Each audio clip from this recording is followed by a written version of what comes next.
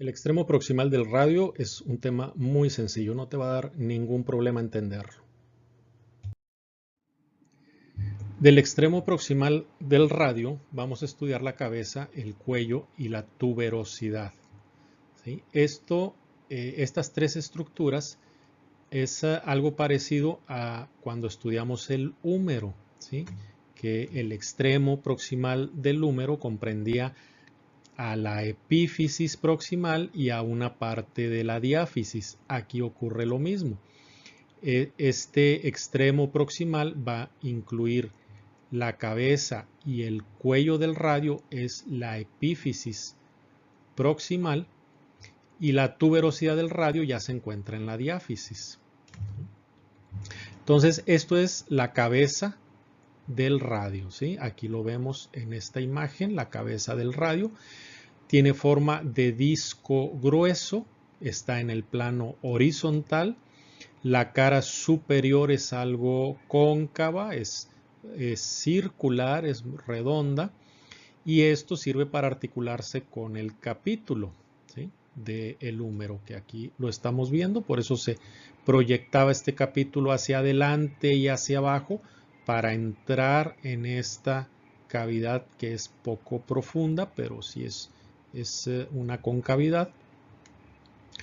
Y dice aquí el libro, el borde grueso del disco. Entonces estamos hablando, esto es el borde del disco, es un borde grueso.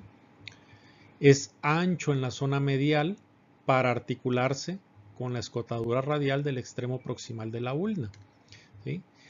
En realidad, este borde lateral de la cabeza del radio es grueso todo alrededor, ¿sí? Porque sí es para la articulación aquí con la ulna, con una escotadura radial de la ulna, ¿sí? O sea, con una escotadura para el radio, para la cabeza del radio. Pero en esa articulación, esta cabeza del radio va a girar, ¿sí? Sobre esa zona. Entonces tiene que ser gruesa todo alrededor, porque en algún momento gran parte de esta cabeza va a estar en contacto con esa escotadura radial de la ulna. Entonces no es solamente ancho en la zona medial, sino es todo alrededor. El cuello del radio se encuentra inmediatamente por debajo de la cabeza. Es corto, es estrecho, es delgado, ¿sí? Y comunica o conecta a la cabeza con la diáfisis, ¿sí?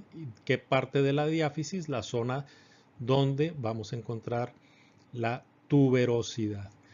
Aquí en el esquema pues estamos colocando primero la cabeza, ¿sí? Y luego el cuello. Estas dos estructuras van a formar parte de la epífisis superior o epífisis proximal del radio. Identificando aquí en la radiografía, estamos viendo el extremo inferior del húmero, ¿sí? Vemos el capítulo, vemos aquí el radio, la cabeza del radio, el cuello del radio y luego esta zona que es la tuberosidad del radio.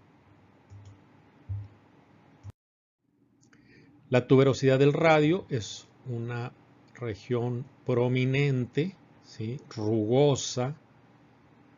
Roma, dice aquí su libro, Roma significa que no es afilada, ¿sí? Y está situado en la cara medial del radio o superficie medial del radio. Aquí estamos hablando de la diáfisis, inmediatamente por debajo del cuello, ¿sí? Y aquí lo tenemos en el diagrama, la cabeza, el cuello y la tuberosidad.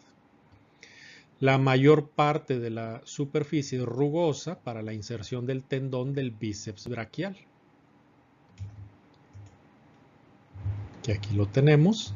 Recordamos aquí el bíceps braquial que se origina, tiene un origen doble, tiene una cabeza corta del bíceps braquial que viene del vértice de la apófisis coracoides junto con el coracobraquial y una cabeza larga del bíceps braquial se van a unir en una sola masa muscular, va a formar un tendón y ese tendón se va a insertar precisamente en esta zona, en la tuberosidad de la diáfisis o de la porción más proximal o más superior de la diáfisis del radio. Desde el borde inferior, vean cómo en esta parte inferior de la tuberosidad se origina una línea rugosa que se va a prolongar en forma oblicua, ¿sí?, en sentido diagonal, como la que veíamos en la cara posterior del húmero. Y esta se dirige ahora sí hacia el centro de la diáfisis del radio.